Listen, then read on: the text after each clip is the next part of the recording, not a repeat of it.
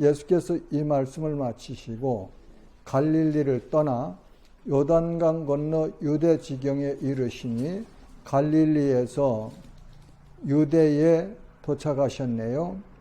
큰 무리가 따르거늘 예수께서 거기서 그들의 병을 고치시더라. 큰 무리가, 많은 사람들이 예수님을 따라왔네요. 근데 거기서 예수님께서 병을 고쳐주셨네요. 그렇죠? 자, 예수님이 이 땅에서 사역하실 때 예수님 앞에 찾아 나왔던 병든 자들을 예수님이 고치셨어요. 그러면 지금은 예수님은 이 땅에 안 계세요. 그렇죠? 그러면 지금은 그 예수님 앞에 믿음을 가지고 병든 아픈 몸을 가지고 나온 사람들은 어떻게 될까요? 치유하실 수 있을까요? 없을까요? 여러분들 어떻게 생각하시나요? 여러분들 의견 좀 이야기해 주세요. 듣고 싶습니다. 예? 있습니다. 있다고요? 오케이. 또?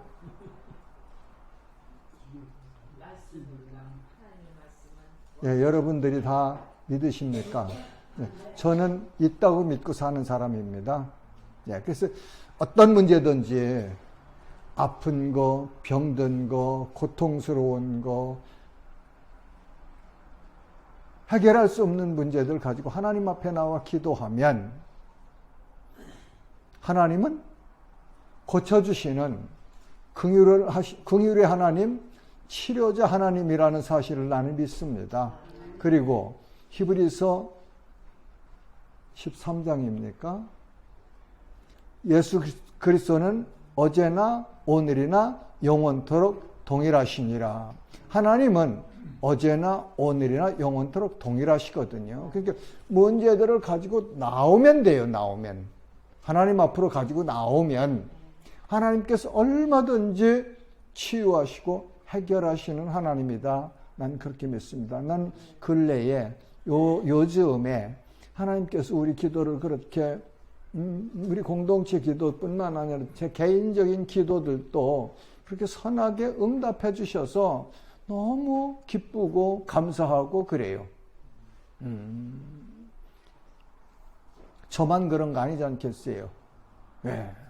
예수를 믿어서 하나님의 자녀된 모두가 누릴 수 있는 자격을 가지고 있고 누릴 수 있는 하나님의 은혜가 있으니까 어떻게 하나님을 인정하느냐?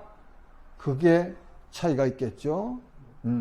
내가 이 문제를 가지고 하나님 앞에 가지고 나가서 구하면 하나님께서 반드시 응답하신다는 믿음을 가지고 나오는 자는 응답받을 것이고 하나님이 뭐 이런 것까지 해주시나? 뭐 하고 그냥 하면은 안 가지고 나오면 뭐 어떻게 하겠습니까? 그래서 우리는 어떤 문제든지 하나님 앞에 가지고 나아가는 삶을 살면 참 좋아요. 그럼 하나님은 나는 반드시라고 합니다. 반드시 응답해 주세요. 선한 역사로. 늦게 이루어지는 일도 있어요. 네, 늦게 이루어지는 일도 있어요. 그렇다고 해서 응답 안 하시는 것이 아니거든요. 하나님이 약속하셨기 때문에 하나님은 반드시 응답하십니다. 그러니까 이 믿음을 가지고 우리가 살아갈 때에 응답받는 삶, 응답받는 기쁨, 응답받는 은혜 누릴 수 있는 거죠. 3절에 보면 바리새인들이 예수께 나와 그를 시험하여 이르되 사람이 어떤 이유가 있으면 그 아내를 버리는 것이 옳으니까 예수께서 대답하여 이르시되 사람을 지으시니가 본래 그들을 남자와 여자로 지으시고 말씀하시기를 그러므로 사람이 그 부모를 떠나서 아내에게 합하여 그 둘이 한 몸이 될지니라 하신 것을 읽지 못하였느냐. 그런즉 이제 둘이 아니요 한 몸이니 그러므로 하나님이 짝지어 주신 것을 사람이 놔두지 못할지니라 하시니 여짜오되 그러면 어찌하여 모세는 이혼 증서를 주어서 버리라 명하였나이까. 예수께서 이르시되 모세가 너희 마음의 완악함 때문에 아내 버림을 허락하였거니와 본래는 그렇지 아니하니라. 내가 너희에게 말하노니 누구든지 음행한 이유 외에 아내를 버리고 다른 데 장가드는 자는 간음함이니라.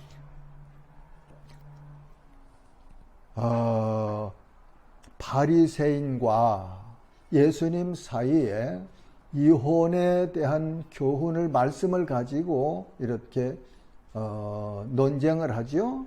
바리새인들이 예수님을 시험하여서 어떤 이유가 있으면 그 아내를 버리는 것이 옳으니까. 그 당시에 예수님 당시에 히브리 문화로는 가부장적인 그런 문화였기 때문에 지금처럼 이렇게 하부이 이혼하고 여자가 이혼하자고 그러는 시대는 아니었어요. 그렇죠? 그러니까 남자가 여자가 잘못해서 이렇게 버리는 거, 그걸 이혼이라고 하는데, 그거에 대한 그때 당시에 이 사회를 이해하고서 이 말씀을 이해해야 돼요. 지금 우리가 가지고 있는 이혼법, 이런 것 가지고 이해를 하려고 그러면 이해가 안 돼요. 그러면서 이 말씀을 생각하면서 우리가 어릴 때는 가정에서 누가 이혼하면 대단한 수치로 알았었어요. 엄청난 수치로 알았었어요. 그래서 출가했다가 거기서 말하자면 친정으로 돌아오면은 그 집안은 말이죠, 아주 완전히 그 지방에서 망한 집안으로 생각했거든요. 그래서 부모들이 그랬잖아요. 갔으면, 떠났으면 우리 가족 아니니까 죽어도 거기 가서 죽으라고 그렇게 가르치고 했던 것 같아요. 근데 요즘 사회는 많이 변했죠. 많이 변했어요. 자, 이 바리새인이 이렇게 질문하니까 예수님께서 창세기에서 하나님께서 가정을 세우신, 부부를 세우신 원리를 말씀하시면서 교훈을 하시죠. 우리 창세기 2장 18절 한번 찾아봅시다. 18절에는 여호와 하나님이 이르시되 사람이 혼자 사는 것이 좋지 아니하니 내가 그를 위하여 돕는 배필을 지으리라 하시니라. 여기 사람은 남자예요. 아담이에요. 그렇죠? 아담 하나를 처음에 지으셨는데 아담이 혼자 사는 것이 좋지 않다. 하나님 보시기에 좋지 않았다 그런 말이죠. 그래서 하나님께서 그를 위하여 돕는 배필을 지으리라 하시니라. 그러시네요. 그 다음에는 2장 20절부터 25절까지 보면은 아담이 모든 가축과 공중의 새와 들의 모든 짐승에게 이름을 주니라.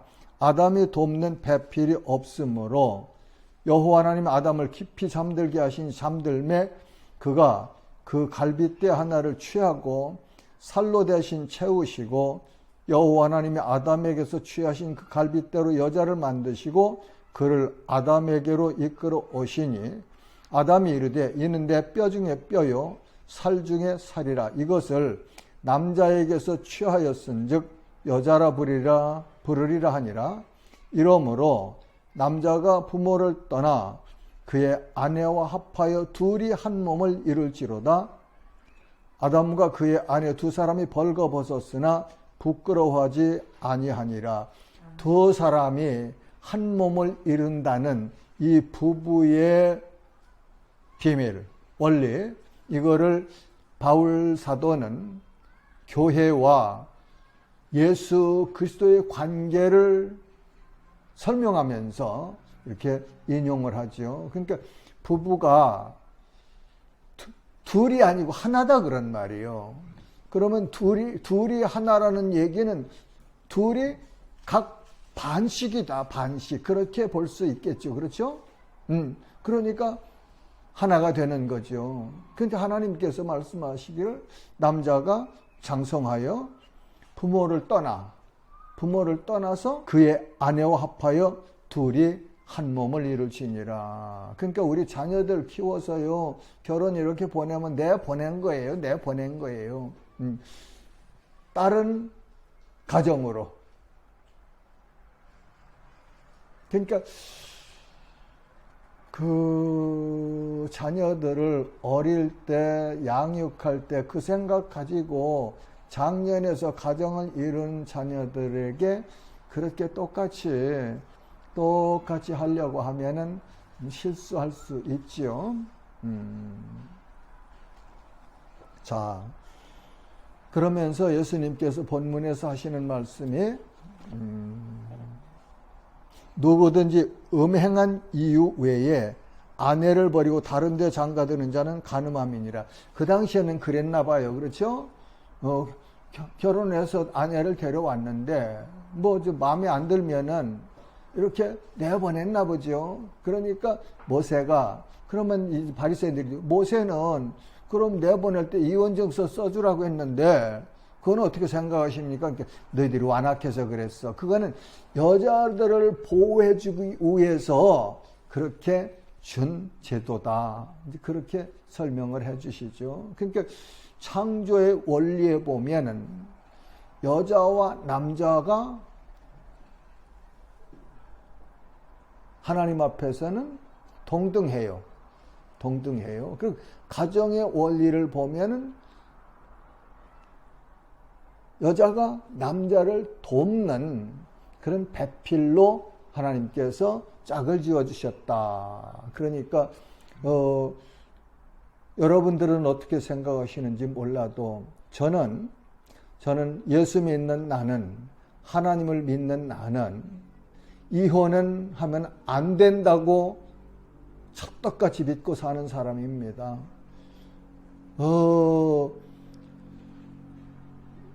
이 부부가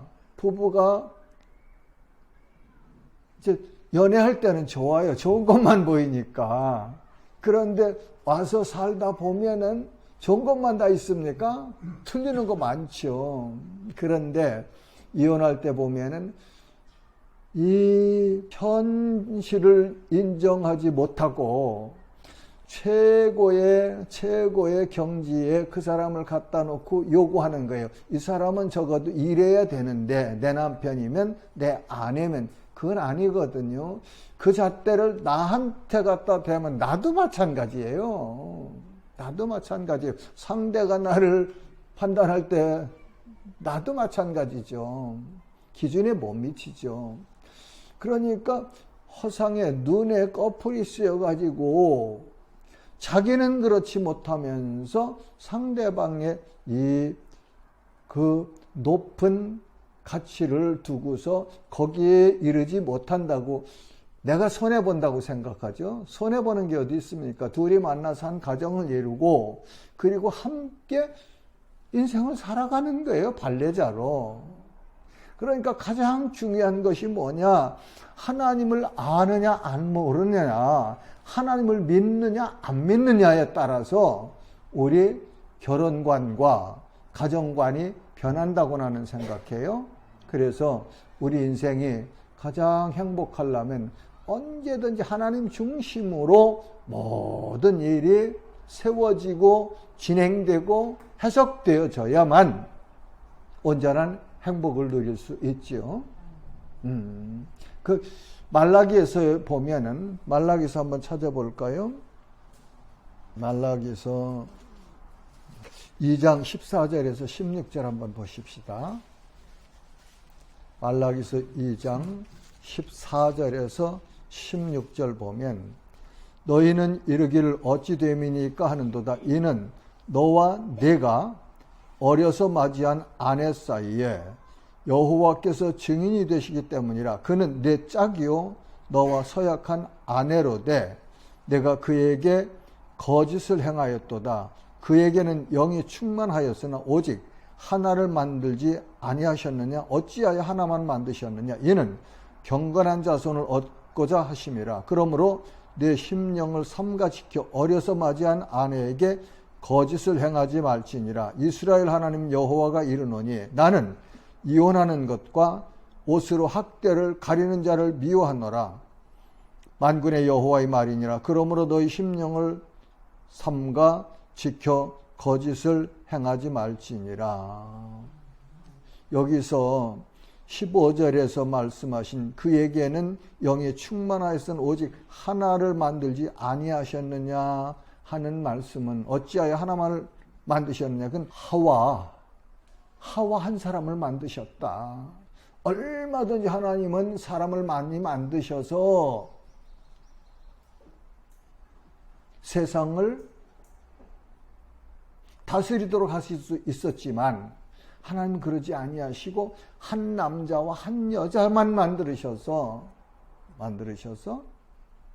거룩한 백성을 이렇게 세우는 제도를 하셨다. 하나님의 의도라 그런 말이죠. 그런데 이 이스라엘 백성들은 그렇게 아내를 학대하고 아내를 버리고 하는데 하나님께서는 그거를 기뻐 안 하신다, 싫어하신다. 그러니까 오늘날 교회도 세상 풍조 따라서 목사님들이 카운셀링 하지 않습니까? 그렇죠? 이제 카운셀링 하면서 그렇게 가정에 부부 사이에 문제가 있을 때 하나님의 말씀으로 이혼은 안 된다. 그리고 어떻게 해결해야 될지를 서로 지혜를 얻어서 말씀 안에서 이렇게 위로를 받고 해결함을 받고 살아갈 수 있도록 카운셀링 해야 나는 맞는다고 생각해요. 그거 그래? 그러면 이혼하면 되지. 이렇게 하면 돼. 하면은 그건 목사로서 하나님 앞에 이 다음에 이런 말씀들 보면은 어떻게 하나님 앞에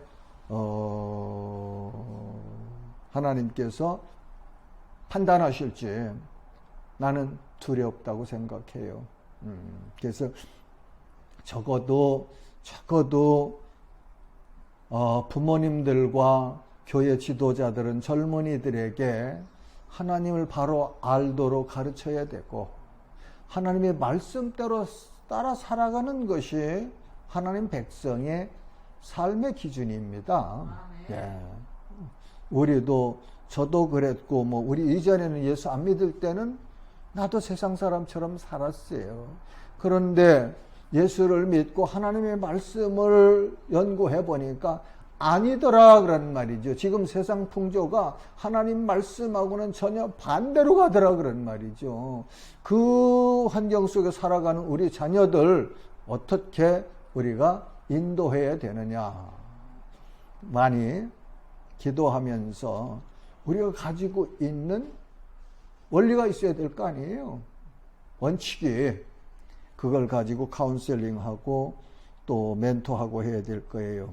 10절부터 보면 제자들이 이르되 만일 사람이 아내에게 이같이 할진대 장가들지 않는 것이 좋겠나이다. 예수께서 이르시되 사람마다 이 말을 받지 못하고 오직 타고난 자라야 할지니라.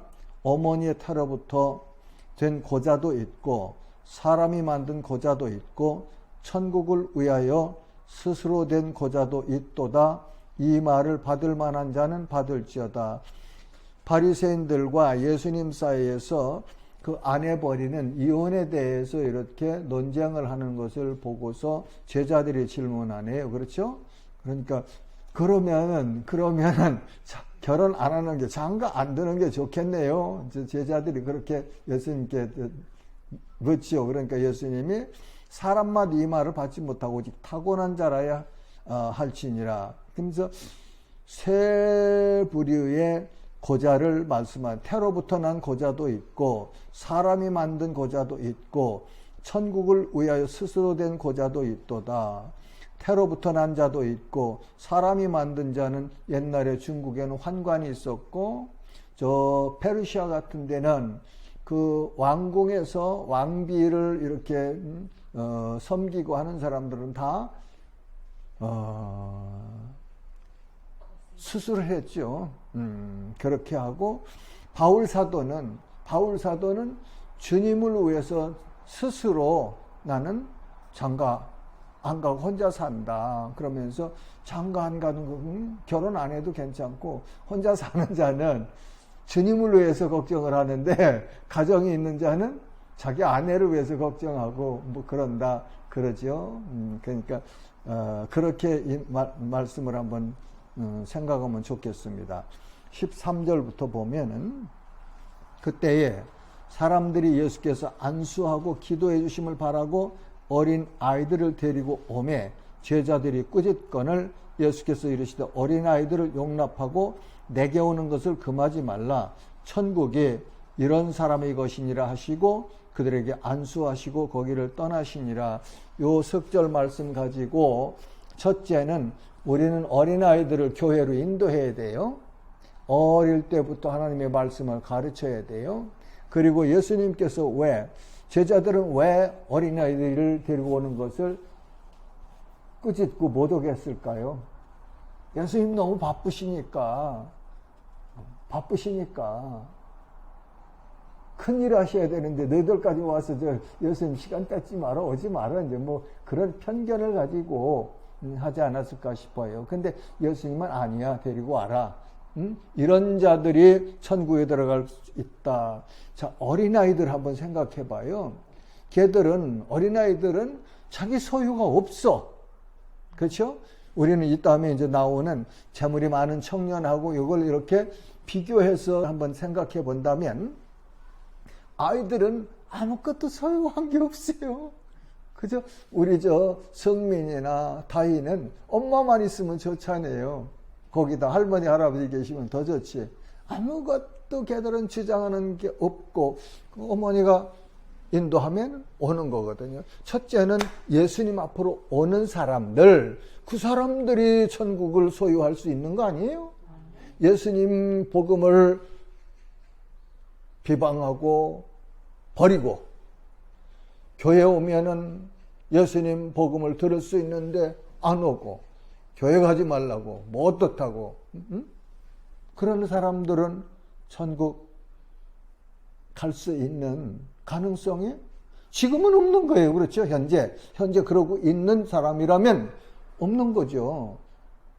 와야 되고 들어야 되고 할 때 성령의 역사하심이 있는 거죠. 어린아이들은 왔단 말이죠. 예수님 앞에 왔어요. 그렇지? 와야 된단 말이죠. 어서 돌아오. 어서 돌아오. 돌아와. 예.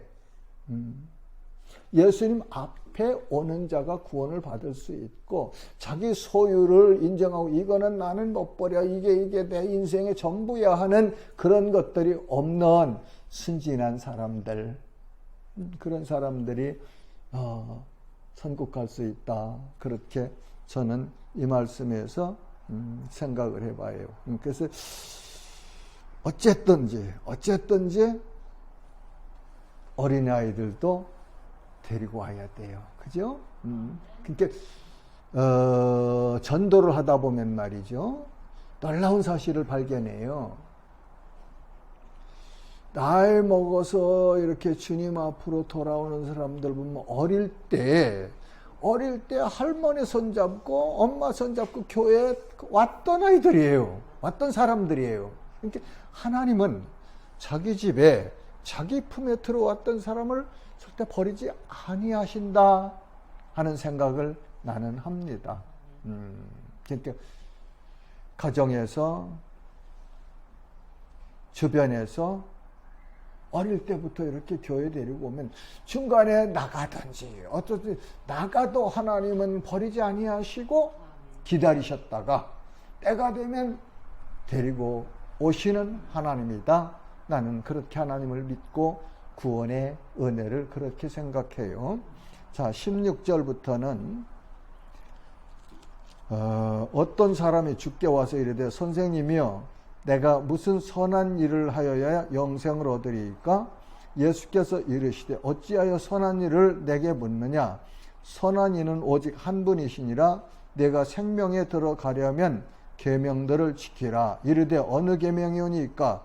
예수께서 이르시되 살인하지 말라, 간음하지 말라, 도둑질하지 말라, 거짓 증언하지 말라, 내 부모를 공경하라, 네 이웃을 내 자신과 같이 사랑하라 하신 것이니라. 그 청년이 이르되 이 모든 것을 내가 지켰사온데 아직도 무엇이 부족하니까? 어떤 사람이 그러니까 청년이었네요. 그렇죠? 청년. 그러니까 예수님께서 이르시되 내가 온전하고자 할진대 가서 내 소유를 팔아 가난한 자들에게 주라. 그리하면 하늘에서 보화가 내게 있으리라. 그리고 와서 나를 따르라 하시니 그 청년이 재물이 많음으로 이 말씀을 듣고 근심하며 가니라. 청년이 와서 예수님께 어떻게 하면 내가 영생을 얻을 수 있습니까? 그러니까 예수님께서 내가 생명에 들어가면, 영생에 들어가려면 계명들을 지키라. 계명을 지키면 영생 얻을 수 있어요. 있어요. 왜? 계명은 선한 것입니다. 왜? 하나님이 주신 것이기 때문에. 그런데 이 계명을 지킬 수 있는 사람이 없더라 그런 말이죠. 우리가 그렇게 해석해야 돼요. 계명을 온전히 지키면 하나님께서, 예수님께서 너 생명 얻는다고 하셨어요. 그렇죠? 그러니까 생명 얻을 수 있어요. 근데 문제가 뭐냐? 모든 인간은 이 계명을 온전히 지킬 수 있는 사람이 없더라 그런 말이에요. 없더라. 억만 가지 중에 한 가지 범했어도 범한 거예요. 그렇지 않습니까? 퍼센테이지로 따지는 게 아니고 내가 죄를 범했느냐 안 했느냐 따라서 죄인이다 아니다 분별하는 거죠. 그러니까 말씀을 온전히 지키면 산다고 성경은 가르쳐 주세요. 그러니까 율법 그거 나쁜 거야, 못된 거야? 아니에요. 하나님이 주신 거예요. 가정을 지키고 부자지 간에 또 이웃 간에 모든 이 질서를 지키기 위해서 하나님께 주신 법이에요. 그러니까 선한 겁니다. 그런데 그 율법을 지킬 수 없기 때문에 예수님과 유대인들의 충돌이 어디서 나왔느냐? 온전히 지키면 영생을 얻는데, 이 유대인들은 아는 거는 아는데 그렇게 실제로 살 수가 없는데 아는 것만 가지고 구원받을 수 있다고 하는 것이 문제였거든요. 예수님이 지적해 주신 게 그거예요. 오늘날도 우리가 아는 것만 해요. 그러면 누구한테 적용해야 되냐? 목사는 장로님한테, 장로님은 권사님한테? 아니에요. 아는 거 내게 적용해야 돼. 내게 모두가 다 각자 배운 만큼 내게 적용해서 내가 하나님의 말씀 따라 살아가야 되는 거죠. 그거 잣대 가지고 너 목사인데 너 그렇게 하면 안 되잖아. 안 되지. 안 되는 거 맞아요. 너는 누구기에 나보고 그런 말을 하느냐? 바울이 그런 말 하잖아요.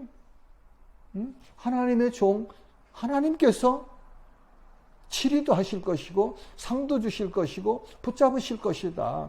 우리 모두가 각자가 다 예수님도 구원받았으면 하나님의 자녀예요. 그렇죠?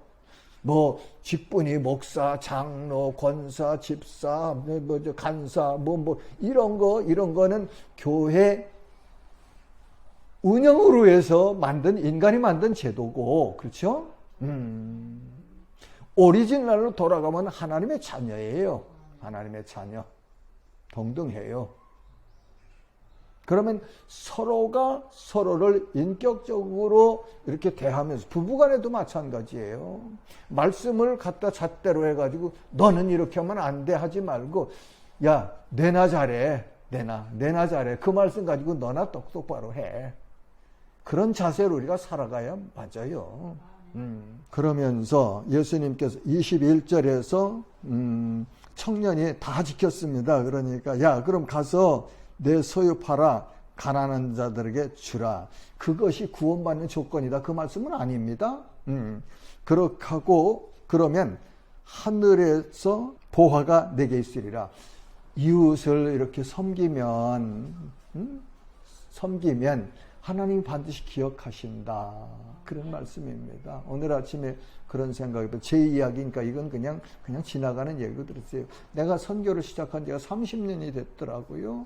91년부터 미국에서 열리면 복음 선교회 미국에서 그렇게 세워서 정부 등록하고 국세청에 텍스 이그잼 넘버 받아가지고 도네이션 한 사람들 세금 이렇게 혜택 받을 수 있는 것까지 다 해서 한 게 30년 됐대요.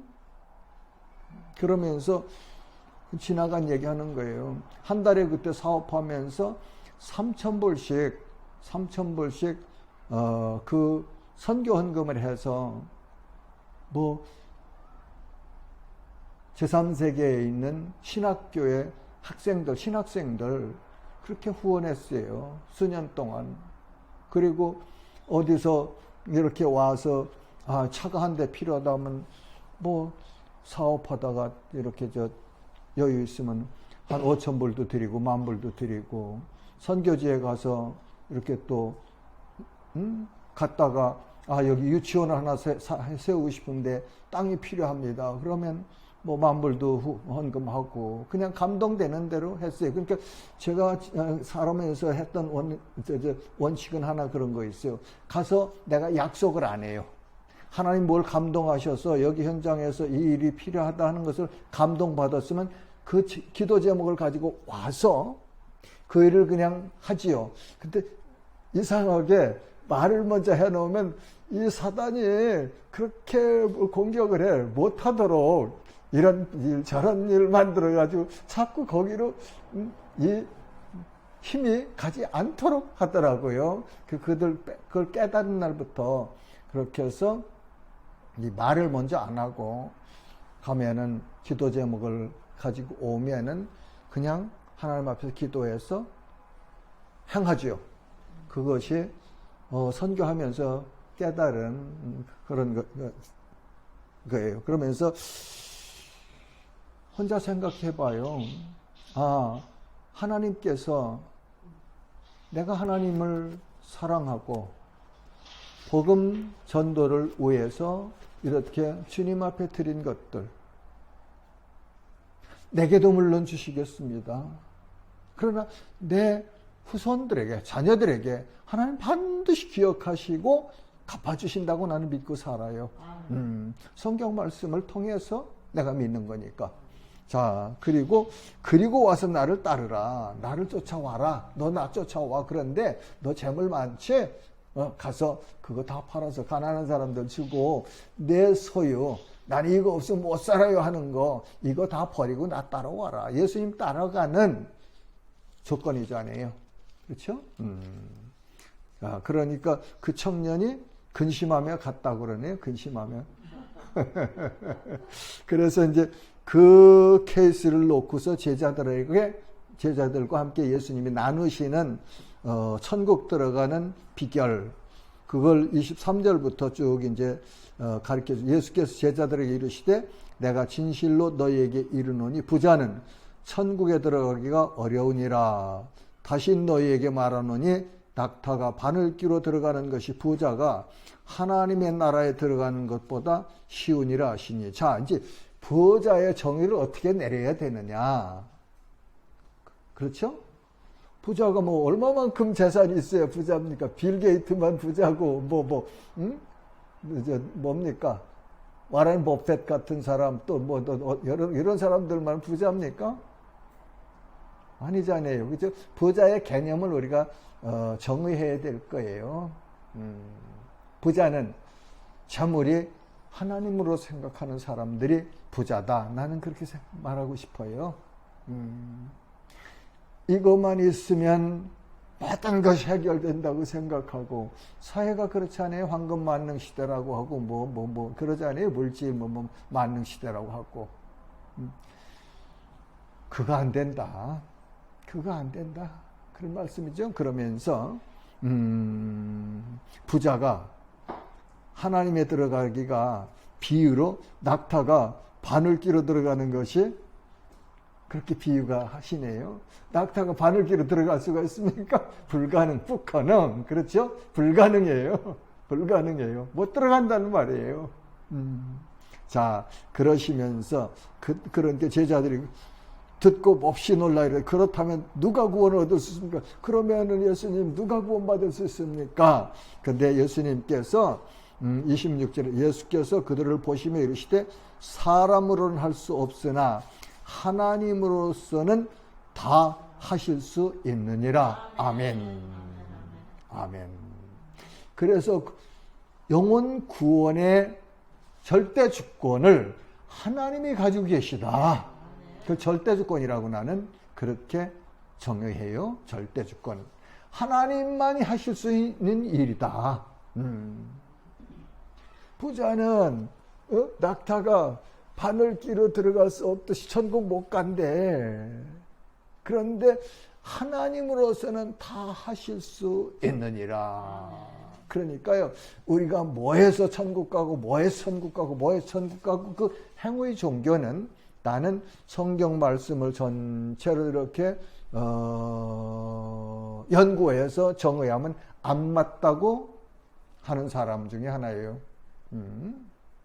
그럼 어떻게 받느냐? 하나님께서 그분의 의지대로, 에베소서에도 말씀하시잖아요. 그분의 의지대로 기쁘신 뜻대로 작정하시고, 언제? 창세 이전에, 그리고 예수 그리스도 안에서 구원하기로 작정하신 자들이 있는데, 그들이 구원받는 하나님의 백성이다. 성경을 연구하다 보면요, 자, 하나님께서 택하신 백성이 있어요. 그렇죠? 구약에는 아브라함을 시조로 해서 아브라함, 그의 아들 이삭, 그의 아들 중에서 야곱을 통해서 얻은 12아들, 그 아들을 통해서 이스라엘을 형성하셨어요. 하나님께서. 이 백성이 하나님께서 선택한 백성이라고 하세요. 그런데 로마서에 보면은 바울이 자기 민족 구원을 위해서 내가 그리스도 안에서 끊어질지라도 내가 원하는 바다 그러면서 하나님의 부르심에는 후회하심이 없느니라. 그래서 온 이스라엘의 마지막에 단번에 구원을 받으리라. 그 택함 받은 사람들의 적용의 원리예요. 그러면서 신약 시대는 그럼 우리는 이방인들이에요. 그렇지 이스라엘 백성이 아니에요. 이방인들은 어떻게 구원을 받느냐? 하나님께서 예수 그리스도 안에서 구원하기로 작정하신 자, 로마서나 에베소서나 성경 여러 곳을 보면 그 사람들이 있어요. 그 사람들을 하나님께서 부르셔서 택한 하늘나라의 백성으로 세우셨단 말이죠. 그 중에 한 사람이에요. 여러분들이 하나님의 자녀가 되었다면 여러분들도 그 중에 한 사람이에요. 놀라운 존재들입니다. 그것이 우리의 정체성이에요. 말씀으로 천지 우주 만물을 지으신 하나님, 지금도 하나님 그 지으신 우주 만물을 경영하시면서 불꽃 같은 눈동자로 우리를 보시고 우리를 눈동자처럼 아끼시는 그 하나님이 내 아버지예요. 믿는 자의 아버지예요. 우리 이름을 하나님께서 자기 손바닥에 쓰셨대요. 너를 낳아준 육신의 부모는 너를 잃을지 몰라도 나는 너를 버리지도 않고 잊지 않는다고 말씀하신 약속하시거든. 언약이라는 게 뭡니까? 하나님께서 약속하신 말씀이다 그런 말이에요. 그 말씀을 믿는 자는 그 모든 말씀이 내 것이 되는 거예요. 안 믿으면 아무리 알아도 그 날래지 그건 그냥 지식에 불과한 거예요. 믿어야 내 거거든요. 히브리서에 그래서 뭐라고 그래요? 사람들이 이 말씀을 자기 것으로 믿지 않는 것이 문제다. 히브리서 기자가 그렇게 말씀하고 있던 히브리서에서 그렇게 믿는 것, 하나님을 믿고 예수를 그리스도로 믿는 것, 하나님의 아들로 믿는 것, 엄청난 은혜요 복입니다. 이 복을 받은 자는 모든 것이 만사형통이라고 나는 해석해요. 왜? 하나님 안에 있기 때문에 하나님이 내 보호자시고 내 신원자시고 내 아버지시고 나의 모든 것을 친히 해결해 주시는 하나님. 그러니까 내 기도 제목 가지고 하나님 앞에 나가 하나님 이런 거 있는데 이거 좀 불쌍히 여기시고 은혜 입혀주세요. 하나님이 해결해 주세요. 들어주세요. 이렇게 우리 앞에 있는 어떤 문제도 우리가 두려워할 이유도 없고 걱정할 이유도 없어요. 왜? 그거 가지고 하나님의 앞에 나가서 아뢰면 되는 거든 되잖아요. 자, 그 다음에 이제 27절에 보니까 이에 베드로가 대답하여 이르되 보소서 우리가 모든 것을 버리고 주를 따라 싸운데 그런즉 우리가 무엇을 얻으리까? 예수께서 이르시되 내가 진실로 너희에게 이르노니 세상이 새롭게 되어 인자가 자기 영광의 보좌에 앉을 때 새하늘과 새 땅이 이루어질 때, 예수님이 다시 오실 때, 심판주로 영광의 보좌에 앉으실 때 나를 따르는 너희도 12보좌에 앉아 이스라엘 12지파를 심판하리라. 그러니까 요한계시록 보면 24장로들이 있죠. 12장로는 구약의 12지파의 대표들이고 12보좌에 앉아있는 사도들은 지파는 신약시대의 12사도를 상징한다고 보면 돼요. 그러시면서 뭐라고 그래요? 또 내 이름을 위하여 집이나 형제나 자매나 부모나 자식이나 전토를 벌인 자마다 여러 배를 받고 또 영생을 상속하리라. 그러나 먼저 된 자로서 나중되고 나중된 자로서 먼저 될 자가 많으니라. 나중됐을지라도 먼저 되는 복이 있으면 복이지요. 그렇죠? 목사가 먼저 됐어도 그 하는 둥 마는 둥 하면은 나중된 사람이 더 열심히 하면 열심히 한 사람이 복이죠. 그렇죠? 예수 일찍 믿었는데 그냥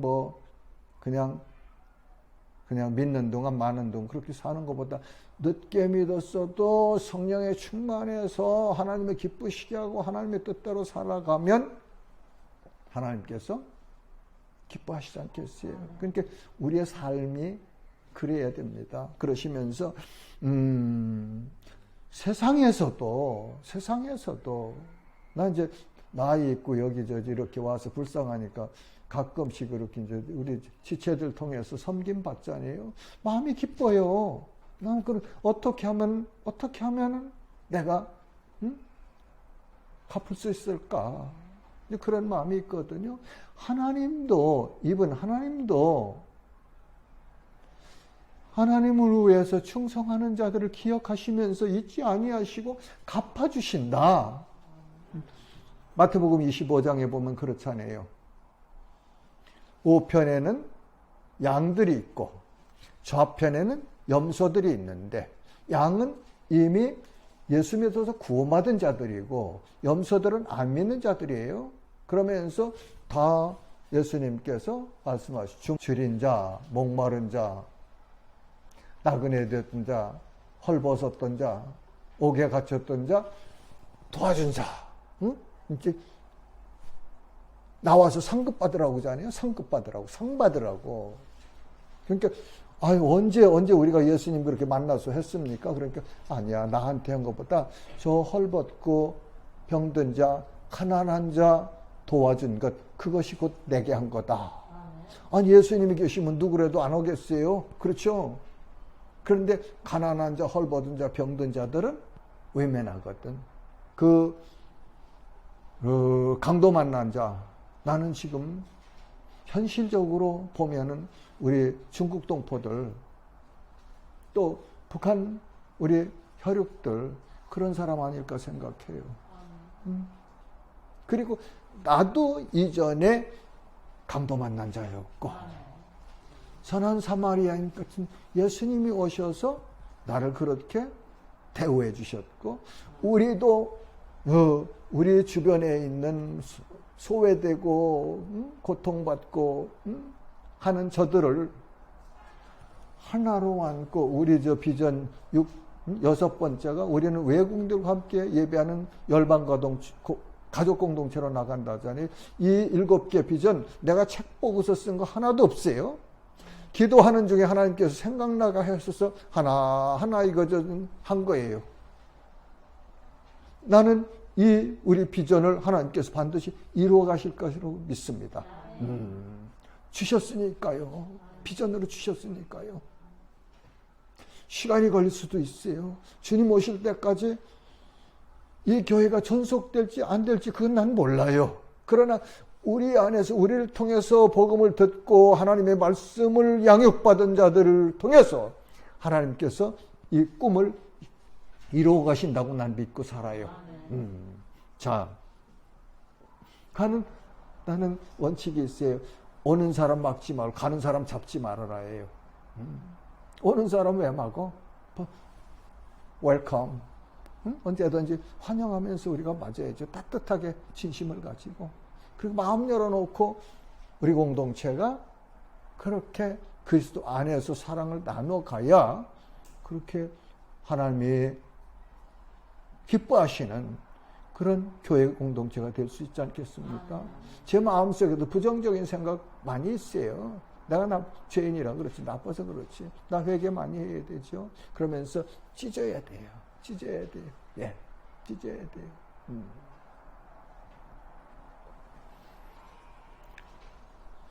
자, 이제 이렇게 해서 정리할게요. 이혼 안 된다.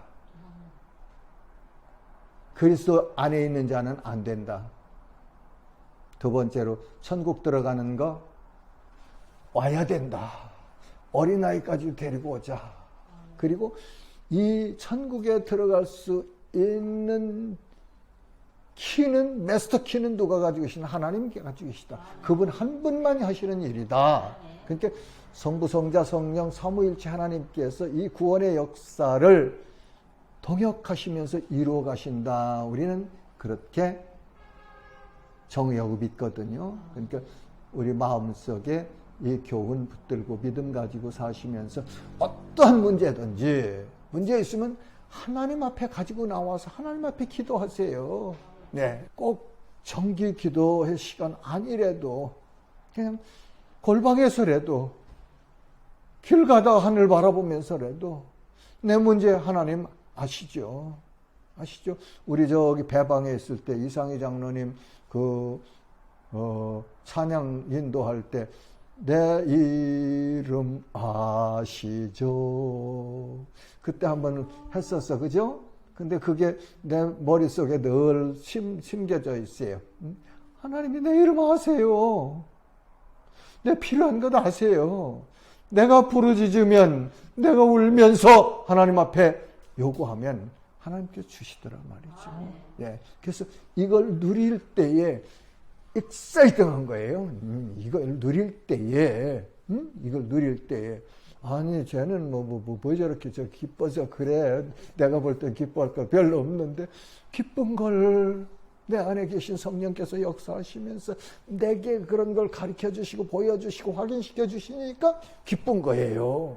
증거가 있으니까. 그래서 믿음은 바라는 것들의 실상이요, 보이지 않는 것들의 증거니라. 예, 믿음이 있으면 바라보는 것이 내 거래 바라보는 것이 실상이며 보이지 않는 것들의 증거니라. 증거가 나타난단 말이죠. 그런 은혜 우리 모두 다 누리시기를 주님의 이름으로 축복합니다. 하나님 은혜 감사합니다. 말씀을 통하여서 구원의 주체이신 하나님, 그리고 하나님께서 가정을 이루어 주신 그 하나님의 뜻 우리가 잘 깨닫고 이 땅에서 하나님 말씀 따라 바르게 살아가는 은혜 입혀 주옵소서. 예수님의 이름으로 감사하며 기도하옵나이다. 아멘.